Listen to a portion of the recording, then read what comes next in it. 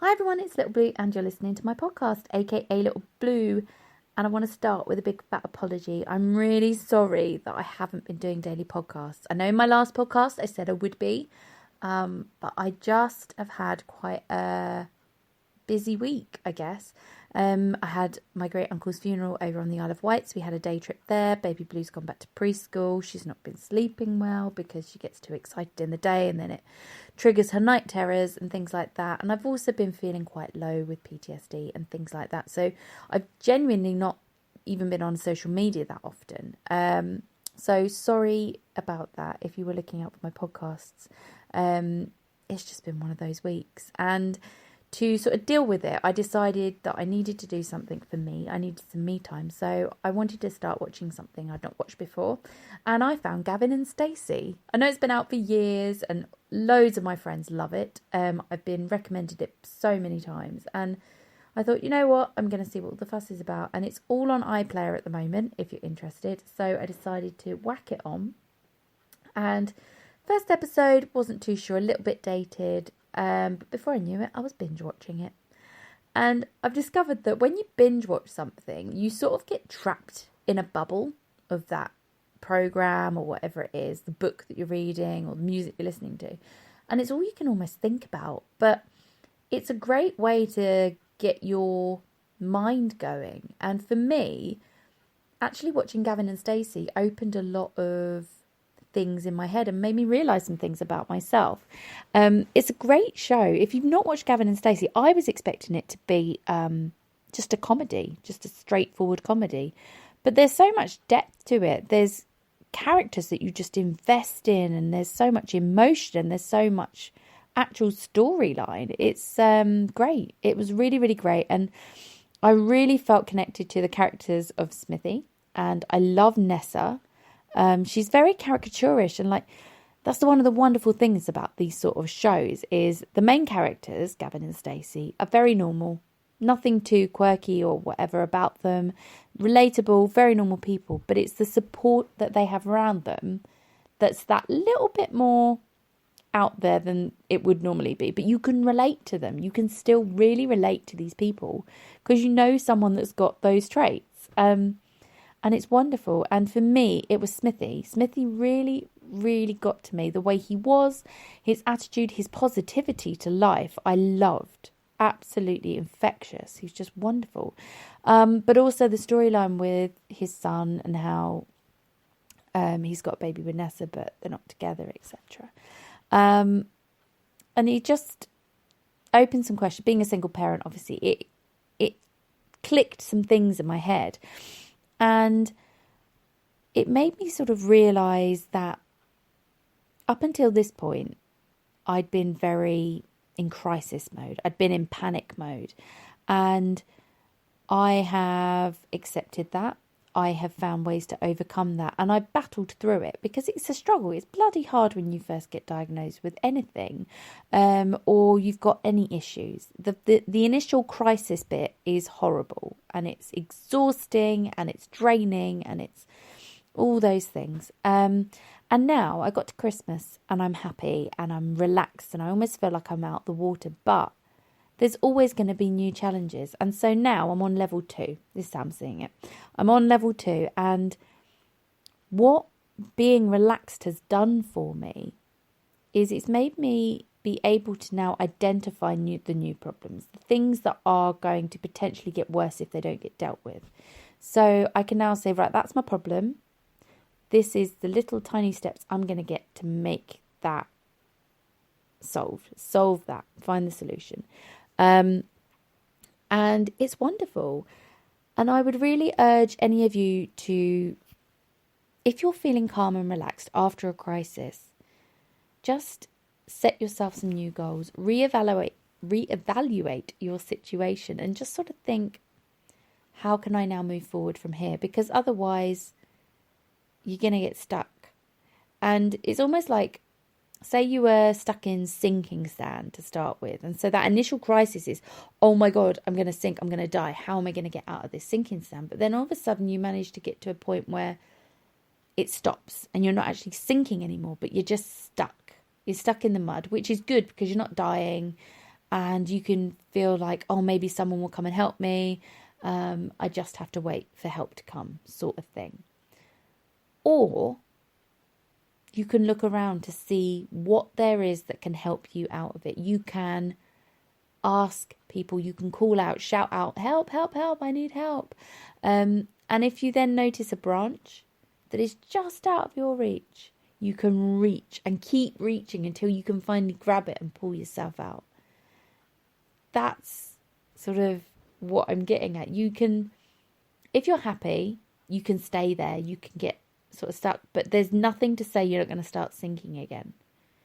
But if you actively find a way or ask for a way to get yourself out, then you're in less danger of sinking, going back to where you were. And I would really urge other people to do that, if any of this makes sense. Sorry, I'm sort of rambling a bit, but it's so hard. Any mental health situation, any issue like that, it's just so hard to come to terms with it, to deal with that crisis. But you have to keep doing it. You have to be on top of it, and you have to be able to keep yourself moving forward. You really, really do. And it's all that positive thinking, self-motivation will get you through, I promise you. But you can rely on people. People will help you along the way, and there is no shame in accepting help along the way. But don't rely on the fact that people are going to help you, because they might not. So you always need to try and do it yourself if you can, but accept help when it's there. There we go.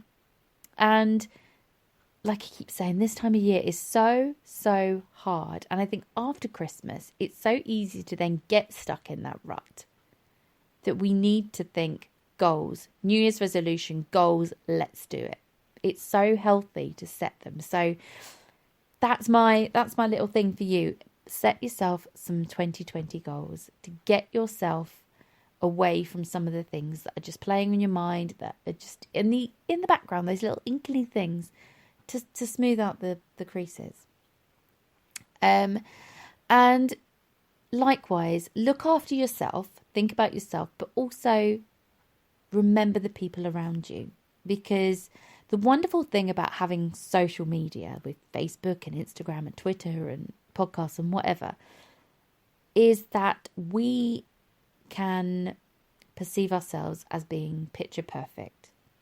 There is no need to put imperfections on there. But in a way there should be, because without imperfections you're not showing your full self. You're not like presenting a true portrayal of yourself. And I put it on my Instagram this morning. It was a small thing, and it just said, just because you don't see it on Instagram doesn't mean I'm okay. So my advice to everyone is stay in touch. Stay in touch with the people you care about. And if it's someone you've not seen in ages and you're like, I wonder how they're doing, send them a message. Actually physically ask them. Stay in touch with people. Ring them, text them, message them, email them. There's so many ways you can contact someone. There is no excuse to not stick in touch unless you've had a massive falling out or you can't stand each other. If you are still friends and you consider yourself friends and you consider yourself keeping in contact, actually physically talk to them. The last few days I've sent loads of messages out to people, because as soon as I've thought of them, I've gone like, I've not heard from you in a while. Text you, how are you doing? How was Christmas? How was this? How was that? And I always sort of do them in waves like that with my friends, but you never ever know when a person is actually suffering. Even if it looks like they had a bloody good Christmas, they had lots of food on the table, lots of great presents, lots of family around them, lots of really cool pictures.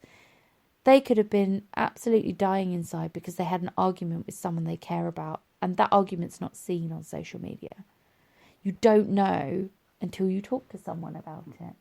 And I really hope that this time of year you can find the strength to not only support yourself, but to support the people around you. And sometimes when you don't feel like you can support yourself by supporting other people, it helps you find the strength, and it helps you find that relaxation and that motivation to just keep going. And I guess that's what the podcast is about today. It is about looking after yourself, keeping yourself motivated and positive, and making some really realistic, positive goals to move yourself out of any negative situations, and to stay open-minded about your friends. Don't presume the reason they're not contacting you is because of something bad. It might just be something bad in their life and they just can't deal with anything at the moment.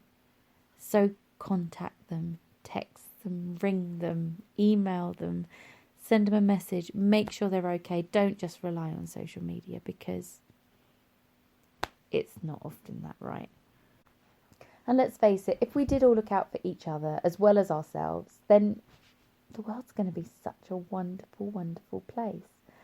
And I hope you all have had a good Christmas and New Year and everything. And I hope everything is going well. I hope if you're having stresses and things are getting on top of you a bit and all sort of just piling up and piling up and piling up, and you do feel like you're sinking, I hope you can find that inner peace to stop yourself sinking, and to find a moment of calm, whether it is a day, a week, a month, whatever.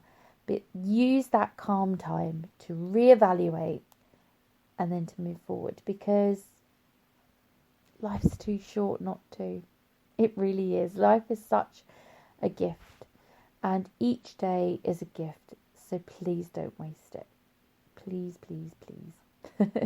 And the people around you are also massive gifts, and they are precious, and they don't last forever.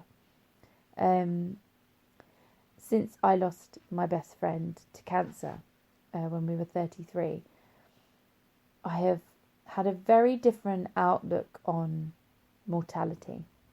Because when you're younger, you don't think it's going to happen to any of your friends. But I'm only 37 now, and I have lost so many friends my age or younger than me over the years. It's eye-opening in a way. I've had a friend who's had a brain tumour. I've had a friend who got hit by a train. I had a friend who died in a helicopter accident. I had a friend who died of cancer. I've had several friends, in fact, who died of cancer. It's awful. Car accidents. Things happen, and anybody in your life can be taken from you before their time, and so you must make the most of it. I'm sorry to get morbid on you, but it is so important to not just rely on social media to have a friendship. Don't lose any social interaction with them, because when they are gone, all that essence of them, the sound of their voice, the smell of their clothes, their little silly mannerisms, their things that wind them up, things that make them laugh, their laugh itself, you're never going to get it back. And you can't rely on a new video to come out on Facebook or Twitter to get that part of them. You can only get that sort of thing from being with them. And I truly hope social interaction doesn't die out, because you can see it. You can see it in the next generation. They don't talk as much. They don't hold hands as much. They don't interact as much. So yeah, that is my point. Look after yourself, make the most of your life, and just keep moving forward. Don't give up on yourself, your friends, your family. Just, yeah. Unless it's toxic, that's a whole different ballgame. Anyway, gonna have to go. Time is running out, but I hope this hasn't been too rambly, too preachy, or whatever. I hope you've understood what I'm talking about as well, because it's a bit crazy. But take care of yourselves, and I will hopefully, promise, see you tomorrow. Bye bye, everyone. Take care.